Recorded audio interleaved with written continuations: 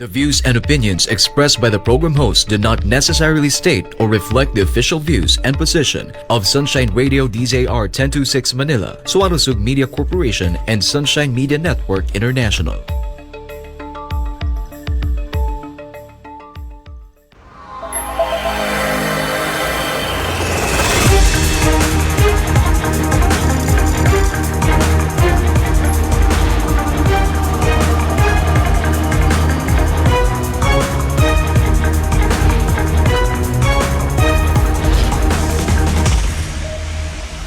This is SMNI News Channel. Truth that matters. I'm Dr. Emily Sevilla and I specialize in aesthetics, anti-aging, and regenerative medicine. The good thing about Vine Aesthetics is we tailor fit our services. We personalize our services because we don't want your investment to go to waste. I always say that prevention is better than cure. So it would really be best if bata ka pa lang, you're actually starting to take care of your skin already because this will prevent you from aging faster.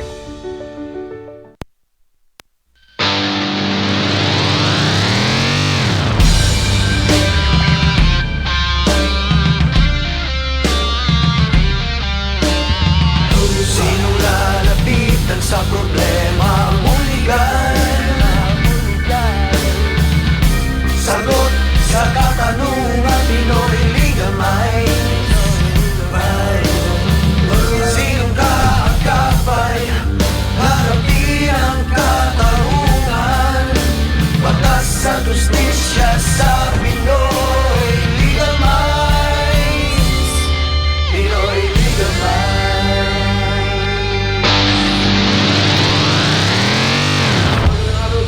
Visayas, Mindanao at buong mundo at siyempre sa ating mga kababayan patuloy pong nakatutok. Magandang araw Luzon, Visayas, Mindanao at buong mundo at siyempre sa ating mga kababayang patuloy na nakatutok sa lahat po ng ating mga palatuntunan sa SMNI News. Ito po ang Pinoy Legal Minds na magbibigay po ng pagtuturo sa ating mga karapatan batay po sa batas. Libreng ano po ito mga kababayan, law lesson sa inyo tuwing weekend. Napapanood tayo sa lahat ng ating available na social media platforms. At syempre kasama natin ang ating mga partners sa public service on a Saturday morning. Of course, Kuya Mark Matic, ladies first. Miss Lala Vinson. Grabe, na-miss ko to. Ang tagal nating nawala. Magandang umaga sa lahat. Ako po si Lala Vinzon. And of course, sa lahat po ng mga followers natin sa social media, ito yung kaibigan po ninyo, si Kuya Mark Tolentino. And of course, sa lahat po ng mga sa management ng SMNI sa pagbibigay ng opportunity sa atin na to express, to explain yung knowledge natin sa batas in layman's term sa taong bayan. Yun ang gagawin po natin ngayon, lalo na yung one of our topic and very interesting topic. This involves law and also in politics. So pag-usapan po natin yan in accordance sa ating saligang batas. Standby lamang po kayo dahil ang ating pong mga paksa ay may kaugnayan sa ating pang-araw-araw na buhay, lalo pat lagi natin nababasa, naririnig ang ating paksa sa mga balita. Kuya Mark, di ba ngayong araw? Yes, tama. So, very relevant po ito, MJ. Bakit relevant to? Kasi yung mga news natin, so pag-usapan natin yung presidente, lalo na pang eleksyon, pag-usapan natin ano yung mga kwalifikasyon ng maging presidente, ano yung rights or ano yung mga privileges ng to be a president. Bakit daming gusto maging presidente ng Pilipinas? So ano ba talaga pribilehiyo? Ano ba mga benefits itong pagiging presidente ng Pilipinas? O baka sakit lang ulo lang ito? O diba? Stressful lang itong maging presidente ng Pilipinas. Ano ba yung mga powers or yung kapangyarihan na maging presidente ng Republika ng Pilipinas? Yun ang pag-usapan natin ngayon, MJ. Para po sa inyong mga tanong, huwag niyo po niyong kalimutan na i-comment sa ating pong mga social media avenues na naka-flash po sa screen kung saan po niyo kami mapapanood ngayong umaga at sa ating pong text line ay sa abot po na aming makakaya, babasahin po namin yan ngayong araw. Miss Lala, ano bang topic natin for today? Yes, from our previous topic, pinag-usapan natin yung qualifications ng congressman at saka ng mga senador. Ngayon naman pag-uusapan natin yung mga qualifications ng isang presidente ng Pilipinas. Kuya Mark, ano ba ang mga qualifications nila? So yun ang pag-uusapan natin ngayon, Lala, yung tinatawag na qualifications. Kasi bago natin pag-usapan yung privileges, bago natin pag-usapan ano yung mga kapangyarihan ng presidente ng Pilipinas, kailangan mo natin malaman ano ba yung qualification to be the President of the Philippines. Like yung last time, pinag-usapan natin, MJ, ano yung mga qualifications to be a congressman, to be a senator, ano yung mga rights and obligations and duties of a congressman and senator. Ngayon naman, pag-usapan natin ngayon, rights, duties, obligation ng presidente ng Pilipinas. Part 1 to kasi ang dami ng topic, daming pag-uusapan, lalo na pag-office of the president ang pag-uusapan. Ngayon, ano ba yung qualification? Kwalifikasyon para maging presidente ka ng Republika ng Pilipinas. Daming gusto maging presidente. May iba nga dyan, hindi pa Pilipino. Mukhang Pilipino lang, but may questionable ang pagiging Pilipino niya. So, dapat pag-usapan natin ngayon, ano ba talaga ang nakasaad sa batas? Sabi nila, Pilipino. Yung iba naman, hindi Pilipino. Pwede bang isang mistisong in-check? Mistisong Amerikano? Maging presidente ng Pilipinas? Kahit mukhang in-check talaga, yung singkit na singkit ang mata. Pwede ba maging presidente ng Pilipinas? Mga ganun. So pag-usapan natin ngayon, ano yung qualification? Number 1, qualification to be the President of the Republic of the Philippines. Number one is to be a natural-born Filipino citizen. Hindi pwedeng citizen ka lang or naturalized born. Kailangan natural-born Filipino citizen. Hindi naturalized, hindi yung tinatawag parang convert. Kailangan natural-born Filipino citizen. And pangalawa, you must be at least 40 years of age on the day of the election. May word na on the day of the election kasi nung panahon ng bago ang 1987 Constitution, ang issue dyan, yung issue ni Ninoy Aquino, kung qualified ba siya maging senador. Kasi at the time, nung campaign pa, hindi pa yata siya 35 years old. Naging 35 siya on the day of the election lang. So ang tanong dyan, ano bang qualification with respect to the age? Hindi on the day of the campaign, but it should be on the day of the election. That's why you must be at least 40 years of age, not on the day of the campaign, but on the day of the election. So election period ang determining point, hindi yung assumption. Kasi iba yung election, iba yung assumption of office. Pwede ka naman naging 39 ka pa lang on the day of the election, but maging 40 ka, mag-assume ka ng presidente ng Pilipinas. Hindi ganoon. Sabi ng batas, you must be at least 40 years of age on the day of the election. Yes. And pangatlo, may qualification ba sa education? Wala. Sabi lang na batas, you must be able to read and write. Marunong ka lang magbasa, marunong ka lang magsulat, pwede ka na maging presidente, hindi kailangan college graduate. So may issue dyan, college graduate pa, hindi. Issue yan sa politika.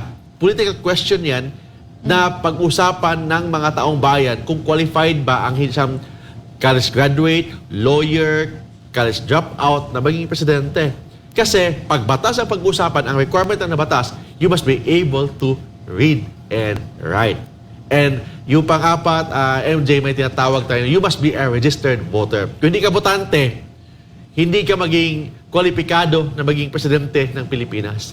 That's why pag mag-submit ka ng certificate of candidacy, naka-indicate doon kung saan ka botante.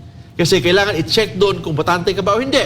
Kasi if you are not a registered voter, you're not qualified to be the President of the Republic of the Philippines. And lastly, Lala, yung tinatawag na you must be a resident of the Republic of the Philippines for at least 10 years immediately preceding the day of the election. 10 years residente ka ng Pilipinas. Kasi kung hindi ka residente, kasi nasa ibang bansa ka, hindi ka pwede maging presidente. Kasi word na ginamit ng batas, you must be at least 10 years resident immediately preceding the day of the election. Mas stricto pa pala ang educational qualification sa mga nag-a-apply sa bilang Kuya Mark? Sales lady. Sales lady. Pump attendant. O mga ganon. So, With pleasing personality. With pleasing. Kulit. Gwapo ka lang, maganda ka lang, pwede na. Di ba? Yes, But to be a president, hindi ganon. Bakit walang ganon sa batas? Bakit walang nakalagay sa batas na you must be at least college graduate? Or kailangan abogado ka, or alam mo ang batas, or at least master's degree ka. Bakit walang ganun sa batas? Kasi yung qualification, minimum ang nilagay sa batas. Ito ay minimum qualification. Ang totoong qualification, dapat mahal ka ng taong bayan, pinagkatiwalaan ka ng taong bayan. Tama. So kahit na matalino ka, o kahit na bobo ka, kung pinagkatiwalaan ka ng taong bayan, pwede ka maging presidente ng Pilipinas. Kasi that is a political position. Hindi lang dapat marunong ka magbasa, marunong ka magsulat, college graduate ka, master's degree ka, abogado ka. Kailangan pagkatiwalaan ka ng taong bayan. That's why yung ibang mga qualification wala sa batas yun. Kasi pinasa ng batas sa taong bayan. Ito si Pedro, dapat ba ito pagkatiwalaan sa Office of the President? Ito si Maria, dapat ba ito pagkatiwalaan sa Office of the President? So it means, ang qualification to be the President of the Philippines depende sa taong bayan. Depende sa tiwala ng taong bayan. Yun ang mabigat na qualification. Ang nakalagay lang po sa ating saligang batas is the minimum qualification. Where the ginamit MJ, able to read and write. That is also the same qualification na maging senador, same qualification to be a congressman, or even to be a mayor, or to be a governor, or even a sangguniang bayan member, able to read and write. Wala nakalagay doon na master's degree, abogado, wala nakalagay. But maybe next time, if we change our constitution, kung matuloy man yung charter change, maybe pwede baguhin natin yung qualification na at least abogado ka, at least master's degree ka, or at least college graduate ka, para maging presidente, or maging congressman, or maging senador ng Republika ng Pilipinas. Gano'n naman po kahaba yung term limit ng pagiging presidente? Oh, yun yung issue na I think this is one of the issue na sa speech ni former President Rudy Roa Duterte doon sa Cebu yata yun. Yung charter change issue. Kasi ang word na ginamit ng batas about sa term limit ng presidente ng Pilipinas, MJ, 6 years. If you read the previous constitution, 4 years lang. But may re-election. 4 years plus 4 years. Same also sa Amerika. 4 years plus 4 years. It means 4 plus 4. It means after 4 years, may another election. Para i-renew yung mandate niya kung katiwa-tiwala pa ba siya ng taong bayan. Kung katiwala pa siya ng taong bayan, another 4 years. Yun sa ibang bansa or yung previous constitution pa natin. But under the 1987 Philippine Constitution, 6-year term, 1 year lang. And very word na ginamit ng batas, the President shall not be eligible for any re-election. Ano ba yung tinatawag na the President? Ano bang ibig sabihin yan, MJ? Pag sabihin sa'yo, the President shall not be eligible for any re-election. Kung basahin mo yan sa batas, may interpretation yan sa Supreme Court. Yung shall not be eligible for any re-election. Bakit? Yung tinatawag na pag presidente, consecutive term ang ibig sabihin doon. Bakit? Consecutive term of the same office. Bakit? For example, si former President GMA, Gloria Macapagal-Arroyo, kung any position, hindi siya qualified maging congressman o maging naging congressman siya. Si former President Joseph Estrada, naging mayor siya ng Manila. It means, yung word na shall not be eligible for any re-election, ang ibig sabihin doon, the President ang word. Ibig sabihin, the President, hindi former President. And the President shall not be eligible for any re-election. Re-election, parang consecutive term ang ibig sabihin doon. Kasi kung hindi yun, bakit naging qualified si GMA? Naging qualified si ERAP? Like for example, si former President Digong Duterte, pwede maging qualified to be a senator or to be a mayor of Davao. Bakit? Nakalagay sa batas, shall not be eligible for any re-election. As President. As President of the Republic of the Philippines. So, GMA, after nung term niya, I think tumakbo siyang congressman. Si ERAP, nagpahinga lang yata 1 taon, then tumakbo namang mayor ng Manila. That's why, ang word na ginamit ng batas, the President shall not be eligible for any re-election. It means same position. For example, si BBM, presidente siya ngayon. In 2028, hindi na siya maging qualified to run for another second term of his position. Paano yun, Mark? Nagpahinga lang ng 1 term ng 6 years. Tapos takbo ulit presidente. That's why ang word na ginamit ng batas, for any re-election. Ano bang ibig sabihin ng any re-election? So if kung matandaan mo, mismo si ERAP, tumakbo, di ba, na-impeach yata siya or nag-resign siya. I don't know anong ibig sabihin nung by thank you niya dun sa Pasig River. Kasi ang sabi ng Supreme Court, nag-resign daw, implied resignation.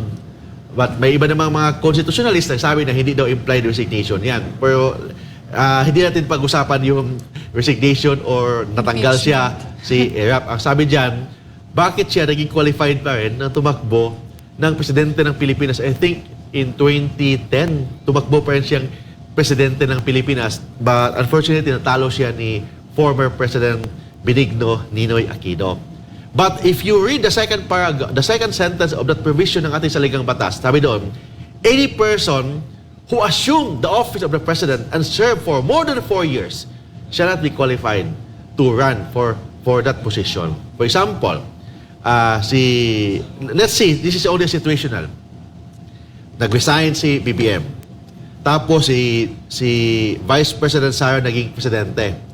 Kung more than 4 years na siya nag-serve as president, hindi na siya, si VP Sara, o kung maging presidente man siya, hindi na siya qualified na maging presidente. Kung nag-serve siya ng more than 4 years in an assumption capacity. Kung nag-assume siya as president and nag-serve siya for more than 4 years, hindi na siya qualified.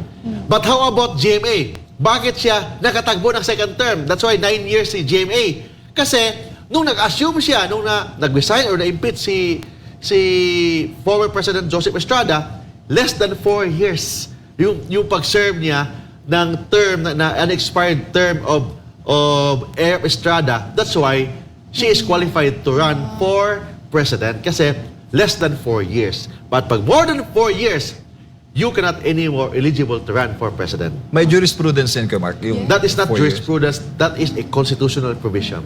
So it means kung ngayon, I don't know kung ilang taon na si BBM. To 2 years. Magto 2 years pa. So hindi pa more than 4 years.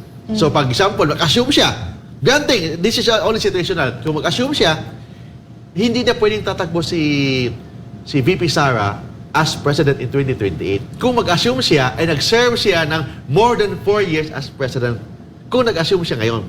Okay? Kasi very clear ang batas. Any person who assumed the office of the president and served for more than 4 years, may word, more than 4 years, shall not be eligible or shall not be qualified to run for the same position. Mangyayari lang yan ka, Mark, after SONA. Yes, after SONA, so SONA this year. yes, so it means less than 4 years na lang. Pag less than 4 years na lang, kung assuming na-impeach, nag-resign. For example, this is only situational, para safe tayo. Pag gano'n, for example, nag-resign si PBBM after SONA. So nag-assume si VP Sara as president. So in that case, pwede pa siyang tumakbo in 2028. But kung ngayon na before SONA, so more than 4 years pa si PBBM. For example, ngayon, nag-resign si PBBM, nag-assume si VP Sara as president. In 2028, hindi na qualified si VP Sara to run for President of the Republic of the Philippines. Pero di ba pwede na mag-assume kayo, Mark, through succession, pero hindi lang manumpa? Hindi. Kailangan na niya manumpa nakalagay. talaga. It is a constitutional mandate and constitutional duty na manumpa ka bilang presidente or even acting president of the Philippines. Kailangan talaga yun. Kailangan yan. Yeah. Unlike sa congressman tsaka sa senator, pwede pa silang tumakbo ulit. Ang senator, congressman, ang senator 2 terms, 2 consecutive terms. So pag pwede magpahinga muna ng 3 years, then pwede namang tumakbo. Kasi ang bawal lang 2 consecutive term ang senador, ang congressman 3 consecutive terms. So it means after 3 terms, pwede siya tumakbong mayor muna, tumakbong governor, after governor, balik naman pagka-congressman, pwede yan. Kasi ang word na ginamit ng batas, 3 consecutive terms. Wala kasi nakalagay doon na after kang maging congressman ng 3 terms, bawal ka nang tumakbo for life. Walang ganoon. Ang word lang ginamit ng batas, 3 consecutive term. Lang after 3 consecutive term, hindi ka na pwedeng tumakbo on the 4th term. Okay? Ang word consecutive, binig sunod-sunod. Kung 5th term mo na, pabalik-balik ka lang, napahinga ka ng 1 term, balik ka naman, hindi bawal yan. Ang word na ginamit ng batas, 3 consecutive term. So, yun ang with respect sa congressman and senator. But with respect to the president, no re-election. And no re-election, 6 years lang, and the president shall not be eligible for any re-election. From any re-election, so walang second term ang presidente ng Pilipinas. Ano naman po yung mga privileges ng isang presidente? Ang dami ng privileges ng presidente ng Pilipinas. That's why daming naglalaban. I think noong 2022, ilan yung tumakbong presidente? Noong 2016, ilan yun? Yung 2010, ilan yun? So, nung bata pa ako, I think natatandaan ko, may 10 yata tumakbong presidente noong 1992 yata. Yun. So, hindi ka pa pinanganak dyan, Lala, noong 1992. Okay? I don't know si MJ, pinanganak ka na doon? Hindi pa rin. Di pa rin? So, okay. Wala lang taong bayan mag-ano. So okay na Mangula. check ko, ilang taon ako, ilang taon si MJ, si Lala. Binigyan pa ng homework. Ano? Pero hindi naman halata, di ba? Pwede. So, bakit daming gusto? Nagsiraan na nga ngayon eh. Ngayon, malayo pa election, 2028 pa, ilang taon pa. More than 4 years pa. But bakit may maramdaman mo na ang tinatawag na political na away ngayon? Bakit may naramdaman mo na? Kasi because of the privileges ng office of the president. Ano yung mga privileges? Number 1, may libreng bahay ka. Ang bahay mo, wala kanyang palas. Libre bahay, libre kuryente, libre tubig, libre pagkain. Yan ha.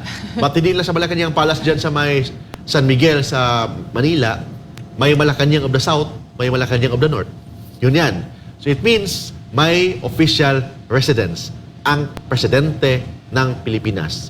Unfortunately, under the law or under the Constitution, walang official resident ang Vice President.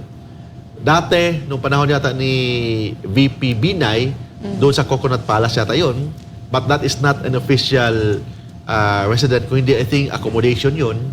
But under the Constitution, ng official resident, it's only the President. Yun ang Malacanang Palace. Pangalawa, may tinatawag siyang sweldo. Magkano ang sweldo? I don't know magkano yun. Kasi ang sabi lang ng batas, fixed by law. Ito pa iba-iba, depende sa batas yan. Yes. Basta ang word na ginamit ng batas, ang sweldo ng Presidente ng Pilipinas is fixed by law. Then, bawal siya bawasan during his term. Example, ang sweldo ng Presidente ng Pilipinas ngayon, 300,000. For example, 300,000. Hindi pwedeng bawasan ng 10,000. Bawal bawasan during his term. How about dagdagan? Pwede bang dagdagan? Pwedeng dagdagan. But it will only be effective after his incumbency. It means, for example, may batas. Ngayon, ang sweldo ng Presidente ng Pilipinas is 5 million a month na. Kung may batas na yan, hindi yan maging effective during the term of BBM.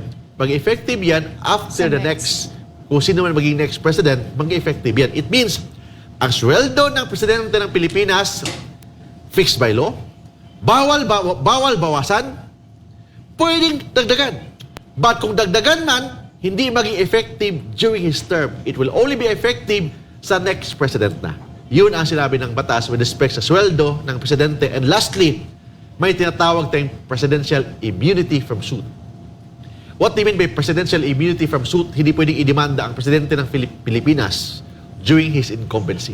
Bakit? Bakit hindi pwedeng idemanda? Kasi napakalawak, napakalaki ang trabaho ng presidente ng Pilipinas. Kung idemanda mo man yan during his term, wala siyang gagawin kung hindi depensahan ang sarili niya. Under the principle of self-preservation, that is one of the highest right ng isang tao to preserve or to protect himself. Kung palagi lang siyang dumepensa sa sarili niya, wala na siyang ibang gagawin kung hindi depensahan lang niya ang sarili niya. So, he cannot be an effective president kasi ang ginagawa lang niya, taga-depensa lang ng sarili niya. That's why under the presidential principle, actually, kinopya natin ito sa Amerika, yung tinatawag na presidential immunity from suit. So, hindi mo pwedeng idemanda ang presidente during his term para at least makafocus ang presidente sa kanyang trabaho bilang isang commander-in-chief and the CEO ng gobyerno ng Republika ng Pilipinas. Makafocus siya doon. So, bawal mo siya idemanda ng anong kaso man yan, murder, estafa, BP22, o anong kasing kaso. Bawal idemanda ang presidente ng Pilipinas kahit graft and corruption, except, may exception. Bawal idemanda, may isang exception, impeachment. So, pwedeng mag-file ng impeachment, pwedeng idemanda mo ng impeachment ang presidente ng Pilipinas, but hindi mo pwedeng idemanda siya ng civil case, hindi mo pwede siya idemanda ng criminal case. So kung meron pong mga presidential immunity from suit, meron bang pinagbabawal pa sa mga presidente na hindi nila pwedeng gawin? So daming mga pinagbawal kasi kailangan malaman ito ng presidente ng Pilipinas ano yung mga pinagbawal under ng ating saligang batas. Hindi ito sinasabi ko, hindi ito sinasabi lang ng jurisprudence, kung hindi, sinasabi ito ng ating saligang batas. Ano yung mga pinagbawal ng presidente ng Pilipinas? Number 1, the President of the Philippines shall not receive, bawal tumanggap ng other emolument from the government or any other sources. So, hindi siya pwedeng tumanggap ng allowance sa mga private sectors or even other government agency. Sweldo lang ng presidente ng Pilipinas ang kanyang pwedeng tanggapin. He shall not receive any other, by word other, shall not receive any other emolument from the government or any other sources. Any other sources meaning sa mga private sector, bawal siya tumanggap. Second, unless the Constitution so provides, hindi siya pwedeng tumanggap ng ibang trabaho. Hindi siya pwedeng maging presidente ng Pilipinas at the same time maging artista. Hindi siya maging presidente ng Pilipinas at the same time maging manager ng isang company or maging presidente din or CEO ng isang private company. Bawal yan kasi word na ginamit ng batas, unless the Constitution so provide, the President shall not hold any other office or employment. Bawal siya mag-second job. Dapat full-time siya as presidente ng Pilipinas. But may exception. Kasi ang word na ginamit ng batas, unless the Constitution so provides. So pwede siya, kung presidente siya ng Pilipinas, pwede rin siya maging Secretary ng Agriculture. Pwede siya maging Secretary of Defense, Secretary of Internal Revenue, DILG, Internal Local Government, DILG. Pwede siya maging Secretary doon. Kasi ang word na ginamit ng batas, unless the Constitution so provides. So kung ang Constitution pwede, pumayag, so pwede siyang kumuha ng ibang trabaho. But that is only legally. But in based on practice, hindi kaya ng presidente na maging presidente, same time maging cabinet member. So that's why dami siyang mga cabinet member na pinagkatiwalaan. Kasi ang presidente ng Pilipinas, napakalawak ang trabaho niya, lahat ng sectors ng society, hawak niya, lalo sa government. That's why ang sabi ng batas, bawal siya tumanggap ng ibang trabaho, government man or private. That's why wala kang narinig na presidente ng Pilipinas at the same time CEO ng isang private company. Bawal yan. And third, he shall not directly or indirectly practice his profession. So, dahil hindi ka pwede maging presidente ng Pilipinas, at the same time abogado ka ng isang akusado or maging abogado ka ng mga private companies. Bawal ka maging abogado or, for example, doktor ka, bawal ka mag-opera, bawal mo i-practice ang profession mo directly or indirectly if you are the President of the Philippines. Bawal ka din magnegosyo. Any business interest, bawal yan. Or financial interest in yung tinatawag na government contracts, mga franchise, bawal yan if you are the President of the Philippines. And lastly, dami to if you're a law student, lawyer, kailangan may buwes mo to, yung tinatawag na avoid ka conflict of interest. Hindi pwede maging may conflict of interest ka if you are the president.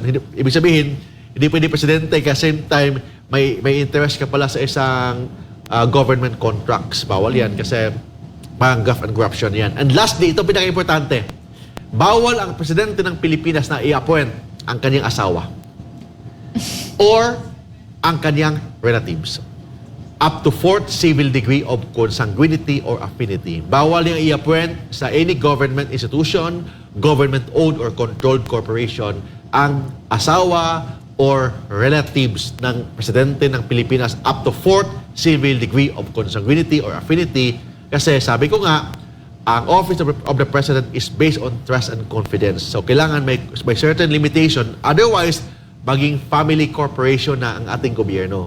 That's why bawal ang asawa ma-appoint, bawal ang pinsan ma-appoint, kapatid ma-appoint up to 4th civil degree. Hindi ilang pinsan by blood, including yung mga in-laws. Bawal i-appoint yung mga in-law, yung pinsan ng asawa, pinsan ng asawa pinsan ng asawa ng pinsan, parang gano'n. So bawal yun up to 4th civil degree of consanguinity or affinity.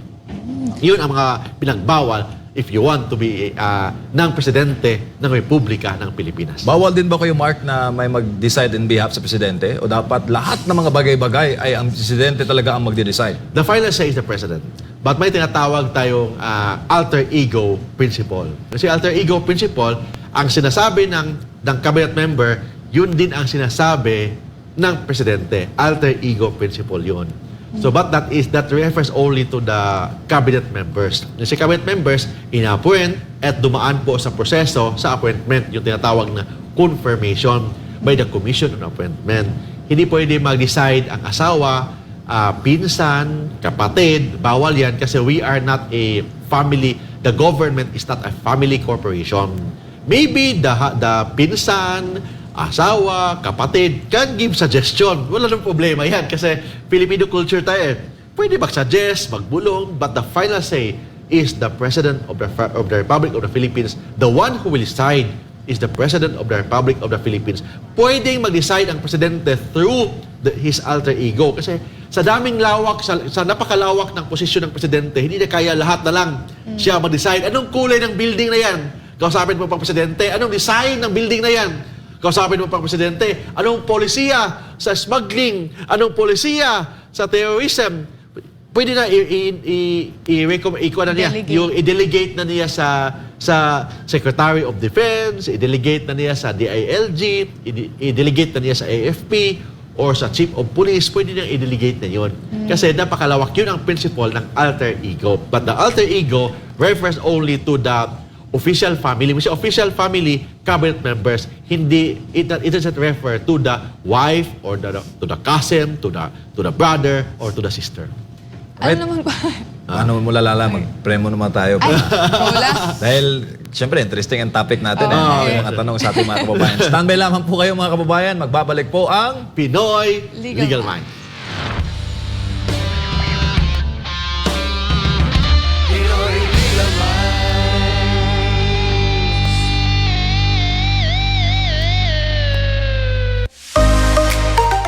This portion is brought to you by Vine Aesthetics. I'm Dr. Emily Sevilla, and I specialize in aesthetics, anti-aging, and regenerative medicine. The good thing about Vine Aesthetics is we tailor-fit our services. We personalize our services because we don't want your investment to go to waste. I always say that prevention is better than cure. So it would really be best if bata ka pa lang, you're actually starting to take care of your skin already, because this will prevent you from aging faster. Magandang umaga Luzon, Visayas, Mindanao. Maayong buntag mga kapartner. Magandang araw sa buong mundo. Magandang araw Pilipinas. Ito ang Pulso ng Bayan. Hihimayin ang mga pangunahing issue sa ating bayan. Susuriin ang mga kinakailangang malaman ng taong bayan. Aalamin ang pulso ng bawat Pilipino sa mga pangyayari sa ating lipunan. Pulso ng Bayan, alas 7 hanggang alas 9 ng umaga, tuwing Lunes hanggang Biyernes. Kasama ang spokes ng Bayan, Attorney Harry Roque, Admar Vilando at Jade Calabroso. Dito lang sa SMNI.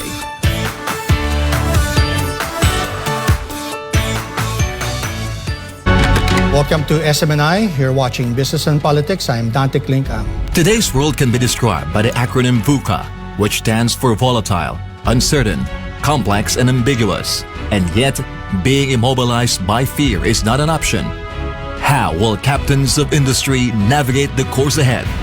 And what policy assistance will they get from the leaders in government? Watch SMNI as it tackles these and other important questions of the day. On Business and Politics, hosted by Dante Klinkang II, Chairman and CEO of the Manila Times.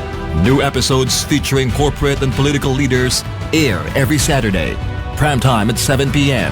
Only here on SMNI. Truth that matters. Paano ba malalaman kung may mental disorder ang isang bata? Ano kaya ang rason kung bakit nagkakaroon ng mental problem ang mga kabataan? Isa kaya sa factor dito ang paraan ng pagpapalaki ng mga magulang? May mga pagkain ba na nagpapalala ng mental health problem? Panghabang buhay na ba ang isang mental disorder?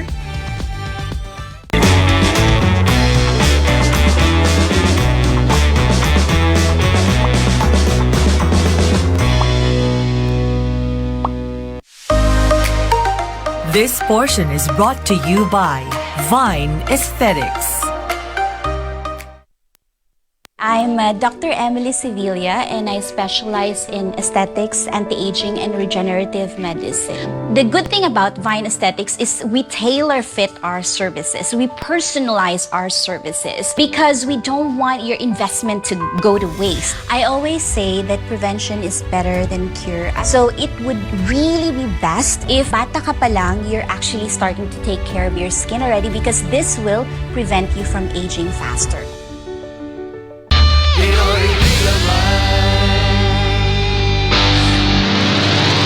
Babalik po ang Pinoy Legal Minds dito sa SMNI. Tuloy-tuloy po rin po kayo sa pagbibigay at pagsisend po ng inyong mga tanong, at sa abot po ng ating makakaya ay bibigyan po yan ng tugon. Kaya Mark, may tanong dito. May binanggit itong viewer dito ba't daw si Tamba? Sino ba itong Tamba o Tambi na binabanggit niya? Ginawa daw na speaker. Okay. Alam ko na to, baka si Speaker Martin. Yes. Pertaining to the current situation ngayon sa Marcos Jr. administration. Ba't daw ginawang speaker, pinsa naman pala?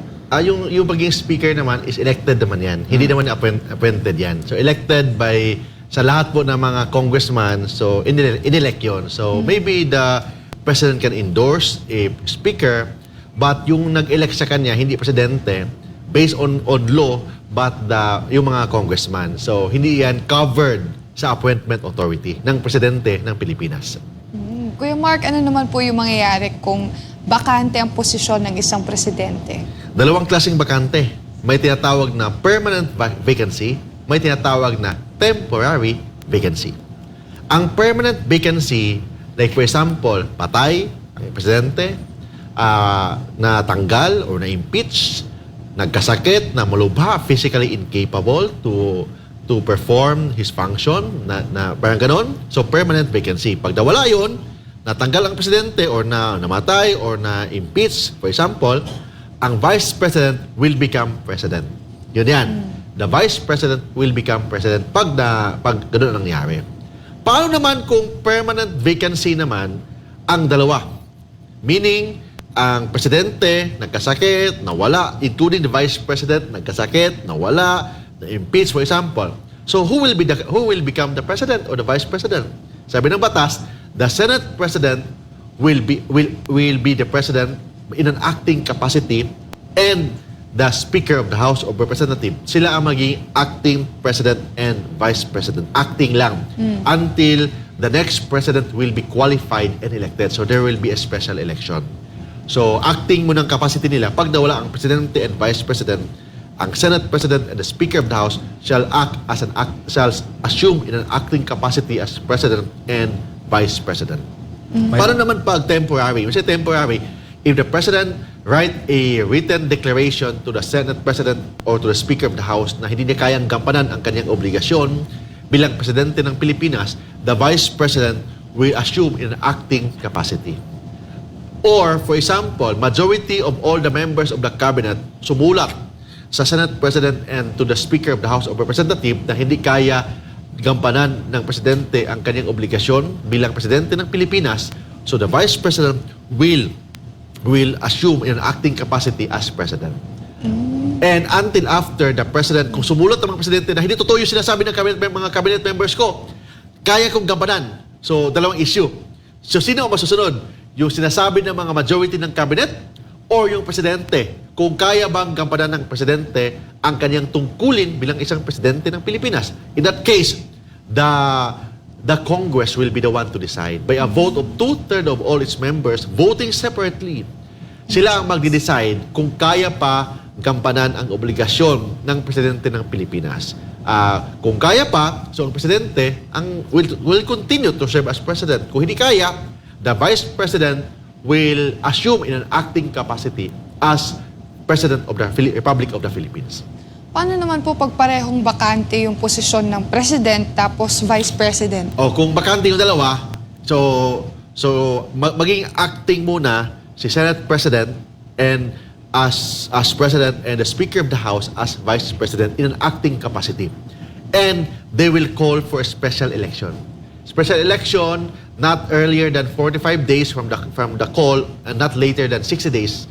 So, may special election na para mag-elect ng Presidente and Vice President. Habang wala pa, yung Senate President muna ang magiging Presidente and yung Speaker of the House muna ang magiging Vice President in an acting capacity. May nagtanong dito kay Mark, hindi ba kasali sa ladder of leadership ang may bahay ng Pangulo? Wala yan. Wala, hindi siya kasama. Yan. So, to be a wife, iba naman ang relationship, personal relationship yan sa presidente. Hindi naman ibig sabihin, presidente ka, wala ka ng karapatan umibig. So, part yan. So, mahal mo tao eh. So kasalanan ba niya kung mahal niya yung tao, yung asawa niya? So, ibig sabihin, kasi mahal niya yun, pwede pakinggan niya ang mga suggestions, but not to the extent na mag-assume yung asawa as president. Can only give suggestions, recommendation, bilang may bahay ng presidente. Period. Yun lang. Okay.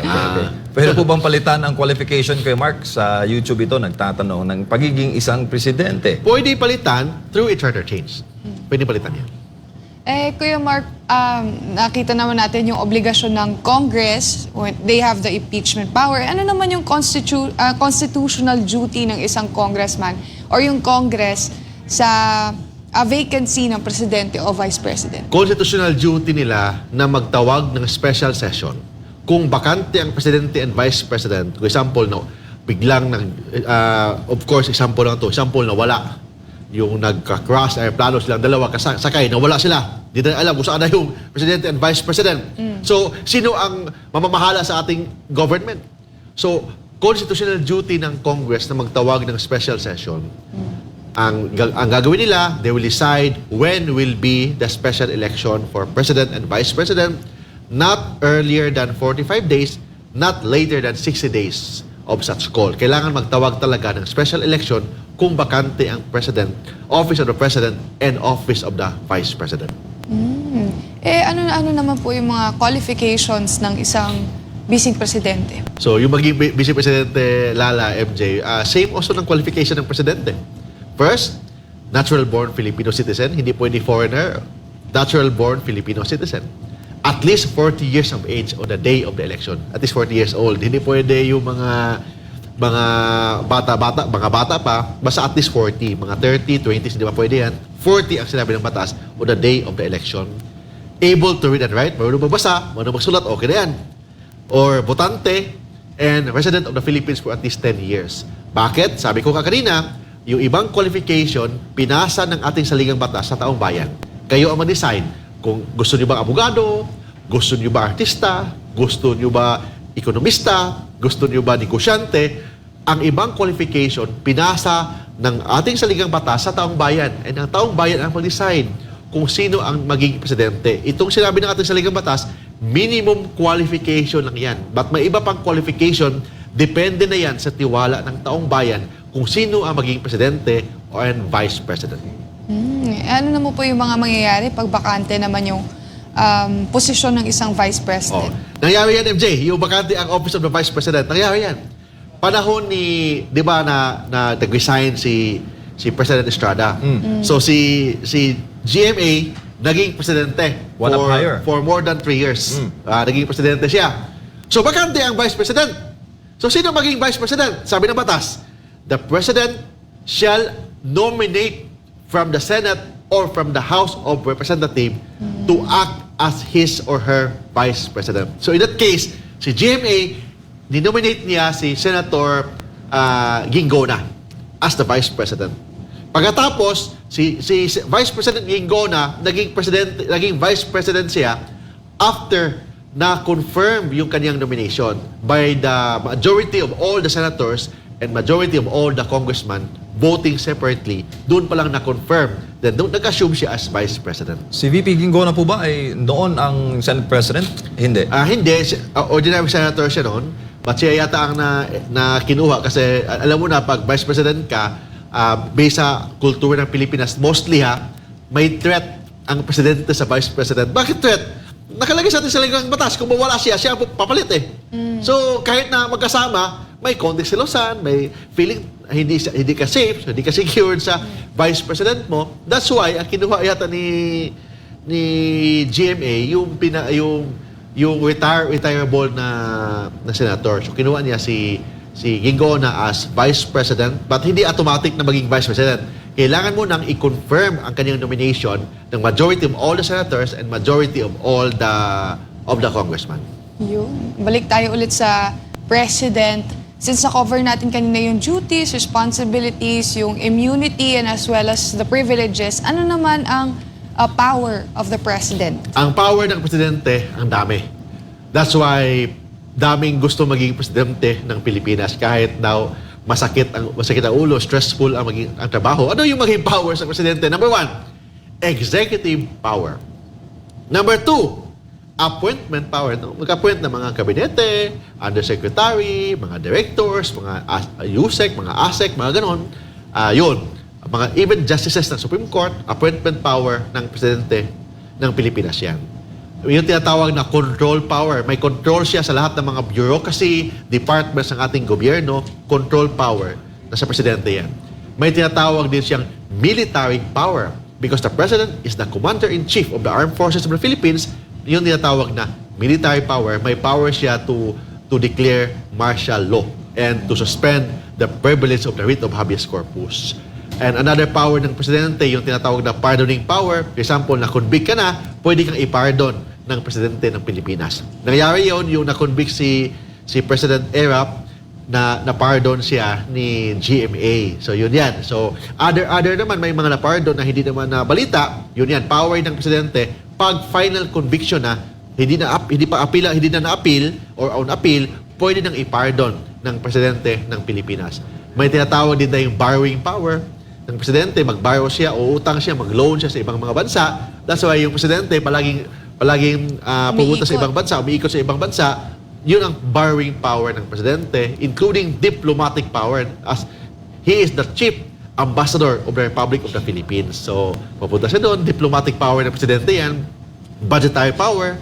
Ibig sabihin doon, mag-submit ang presidente ng budget sa entire year doon sa Congress. Then the Congress will be the one to decide kung i-amend ba nila, i-revise ba nila yun. So yun, borrowing power, budgetary power ng presidente. May dinatawag din tayong informed power ng presidente. Yung siya informed power, itong SONA. Di ba every year mag-SONA ng presidente? I-inform niya ang taong bayan.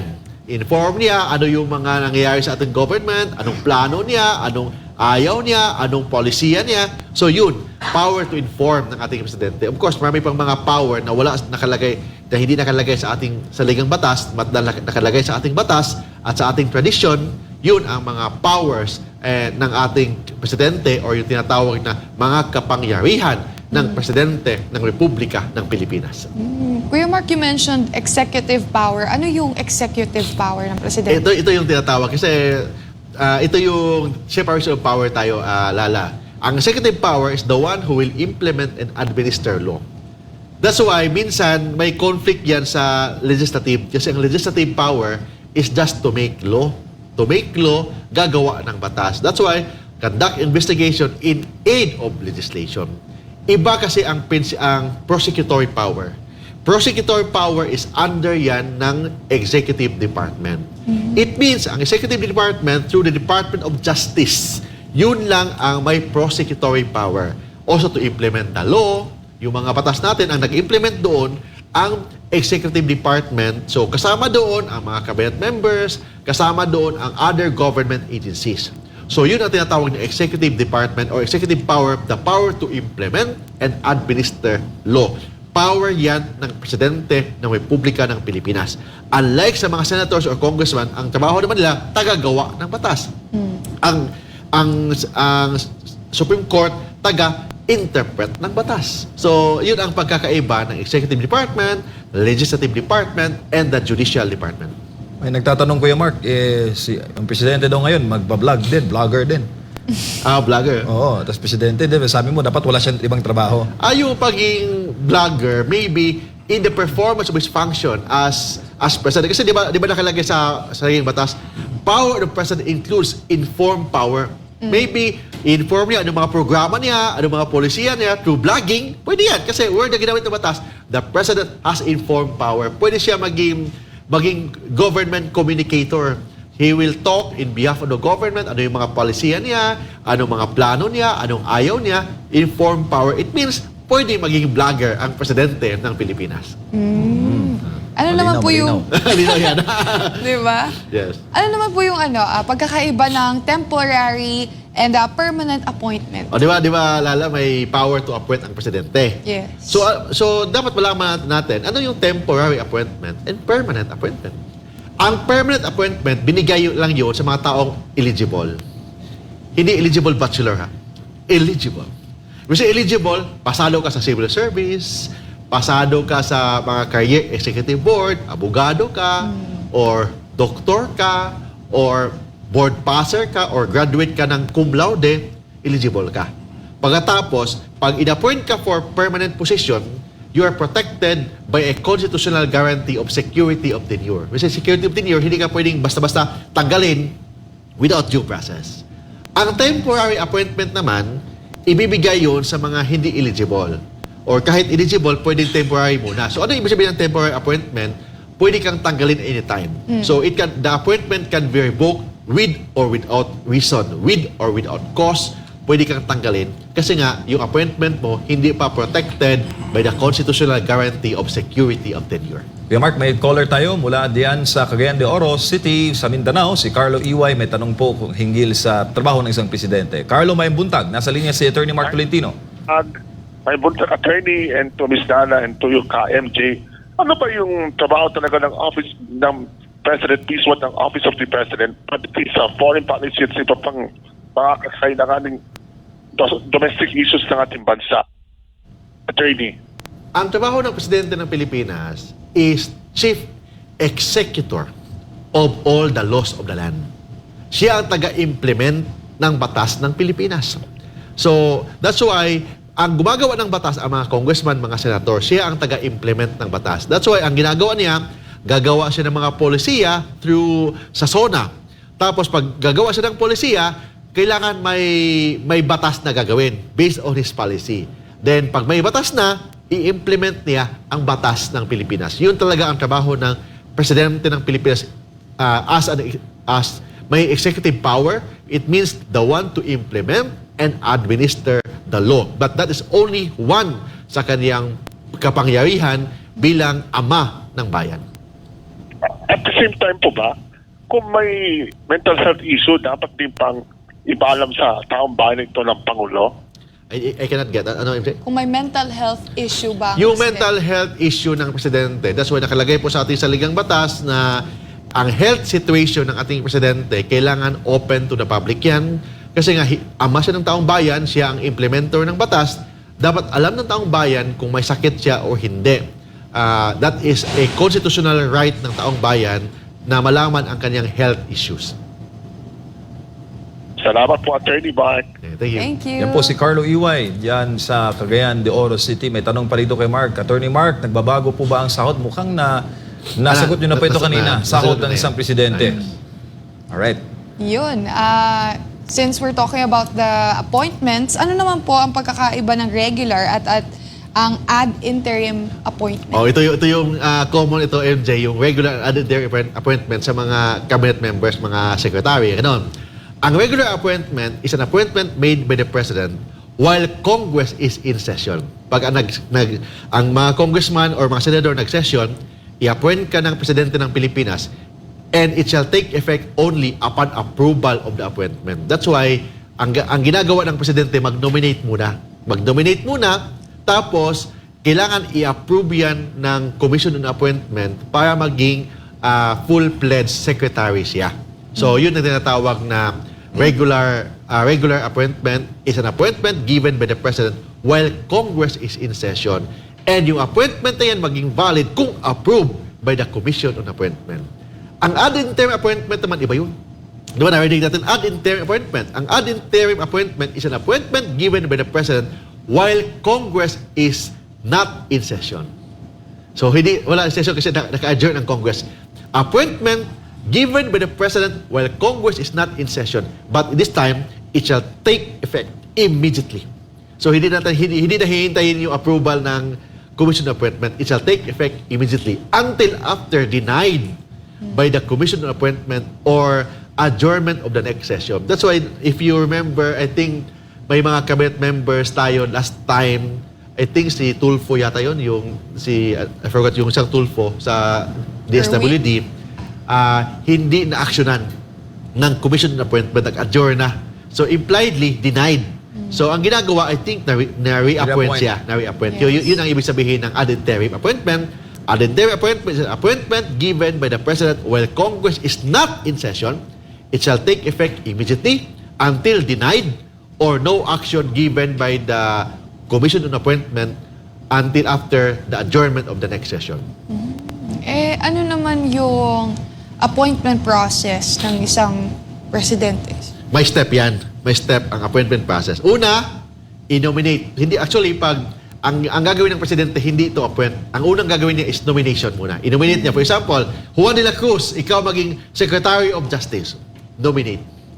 After nomination, kailangan yung nomination is approved by the Commission on Appointment. May mga members ng Commission on Appointment, very powerful na committee yan, or commission, members dyan sa yung mga congressman, mga senators, ang mga members dyan, based on party representation. Yes. So, kailangan approved by the Commission on Appointment. After approval, i-issue na ang commission. Pagkatapos ng issue ng commission, yun na ang acceptance of the appointee. Tanggapin ng appointee, that's the time na yun ang step ng appointment. Nomination, approval, and acceptance by the appointee. Yun ang step ng appointment ng Presidente ng Pilipinas.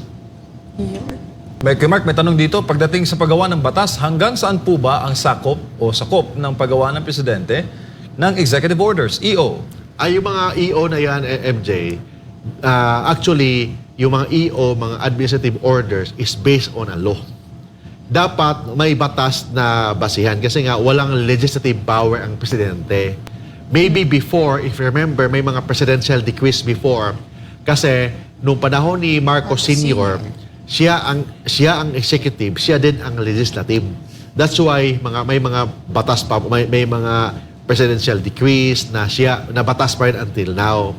But ngayon, ang mga executive orders na inisyu ng presidente, kailangan may base yan sa batas na ginagawa ng mga congressman at mga senators. Kasi hindi naman trabaho ng presidente na gumagawa ng batas. Ang trabaho ng presidente is to implement and administer laws.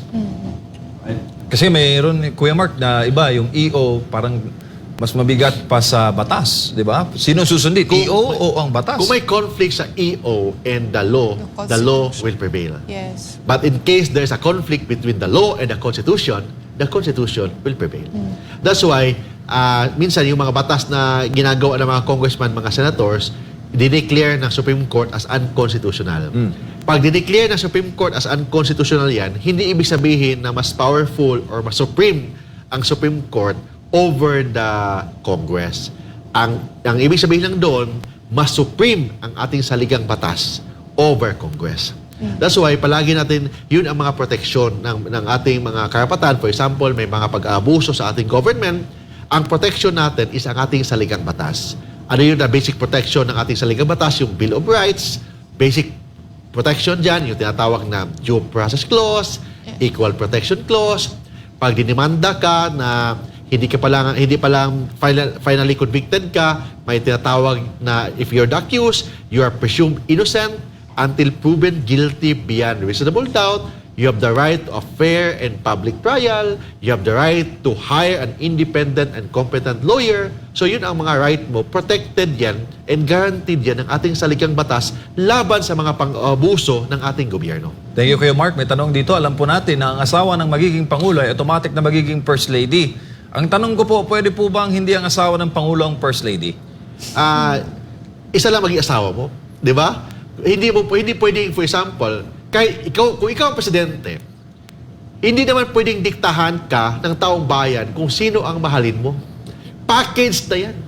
Kung iboto mo ang isang presidente, dapat, kung may tiwala ka sa presidente, dapat may tiwala ka din sa kaniyang asawa or sa kaniyang asawa, sa kaniyang kapatid, sa kaniyang mga anak. Kasama yun. Package deal yan. Kasi nga, you are electing a president, but same time, hindi naman pwede na yung asawa, mag-leave ka muna ha, maghiwalay muna tayo bilang asawa habang ako ang presidente. Hindi naman ganon. So that's why, if you want to elect a president, package deal yan. Unless na may officially hiwalay na sila or wala talaga sila, But hindi naman, ang inelect mo naman talaga is the President of the Philippines. But under the Philippine culture, the wife is also powerful, the husband is also influential. Pwedeng makabulong, not only in public, during their public moment, pwedeng makabulong. Is it bawal? Bawal ba yan sa ating saligang batas? Hindi. As long as the final say is the President of the Republic of the Philippines, the First Lady, the First Gentleman can recommend, can bulong, can suggest, but the final say is the President of the Philippines. Bakit? Kasi ang Presidente ng Pilipinas ang binoto, ang pinagkatiwalaan. Pero kung naiba na, parang ang iba na ang nag-decide, yun ang, that is maybe a grounds for impeachment. Kasi nga, breach of trust na yan sa taong bayan. Kasi ang pinagkatiwalaan, ang Presidente, hindi naman ang asawa, hindi naman ang kapatid, hindi naman ang anak. Malinaw yun kay Mark, can only make bulong, can only suggest, but not direct. Not to decide. Not to decide. Yes. And not to sign. But hindi bawal magbulong. Kasi, hindi ba, bawal ba ang Presidente magmahal ng kanyang asawa habang siya ay Presidente? Yun. Wala nakalagay sa batas. Hindi naman ma-stop ang pagiging asawa niya kasi Presidente siya ng Pilipinas. Hindi naman mapigil ang pagiging nanay niya or pagiging anak niya or pagiging kapatid niya kasi Presidente siya ng Pilipinas. Yes. So, hindi bawal yan. But ang sinabi lang na batas, pwedeng bumulong. Hindi bawal yan bumulong, mag-suggest, but the final say is the President of the Republic of the Philippines. Kuya Mark, ano po ang moral lesson natin sa ating paksa ngayong umaga? Ang moral lesson, very clear yan, MJ Lala, ang presina ng Presidente ng Pilipinas, napaka-powerful. Dapat, kung mag-elect tayo ng Presidente, dapat pag-isipan natin, seryosohin natin yan. Kasi nga, imagine, 6 years siya nandyan sa opisina. 6 years siya maging ama ng taong bayan. Yes. Tapos, kung mali yung desisyon natin, maghintay pa tayo ng another 6 years bago ang susunod na Presidente. That's why, kailangan mag-isip tayo kung sino dapat ang maging Presidente ng Pilipinas. Sabi ko nga, ang Office of the President, pinagkatiwala yan ng taong bayan. Palagi kong binabalik-balik, MJ, the public office is public trust. Sovereignty resides from the people and all government authority emanates from them. Ang ibig sabihin doon, ang tunay na may kapangyarihan sa ating gobyerno, ang taong bayan. Ang Presidente, pinagkatiwala lang yan ng taong bayan ng 6 na taon.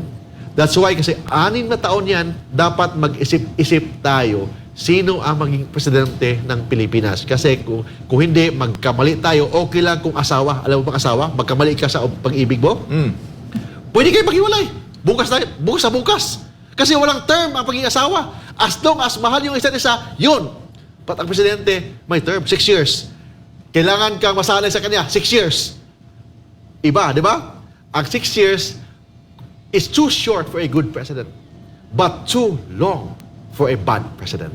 Yun ang moral lesson natin sa batas ng Office of the President. Kay Mark, saan po nila kayo mapapanood aside po sa ating palatuntunan?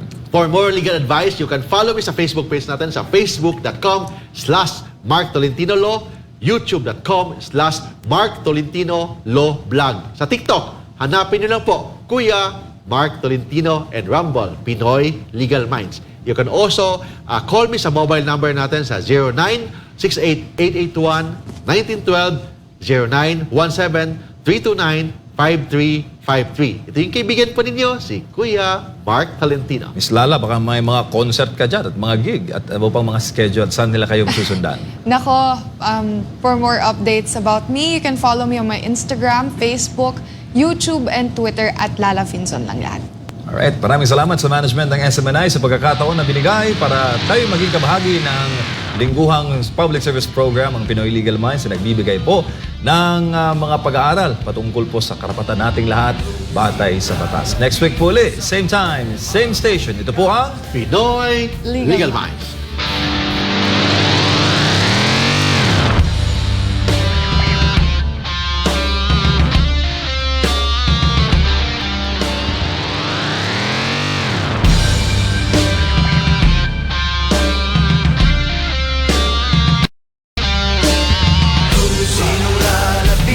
Sa problema mong legal, sagot sa katanungan, Pinoy Legal.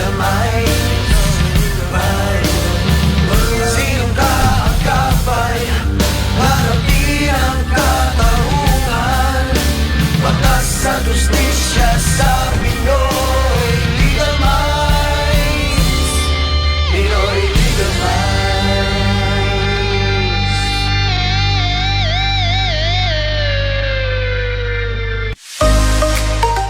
This portion is brought to you by Vine Aesthetics. I'm Dr. Emily Sevilla, and I specialize in aesthetics, anti-aging, and regenerative medicine. The good thing about Vine Aesthetics is we tailor fit our services. We personalize our services because we don't want your investment to go to waste. I always say that prevention is better than cure. So it would really be best if bata ka pa lang, you're actually starting to take care of your skin already, because this will prevent you from aging faster.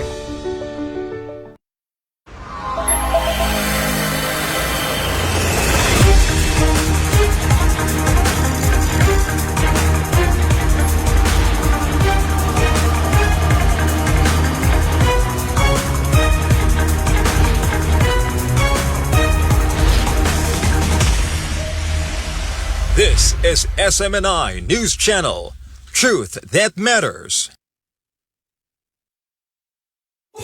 Subscribe to SMNI News Channel and turn on the notification bell to keep you up to date. Also visit our official social media accounts and join our community on Viber and Telegram.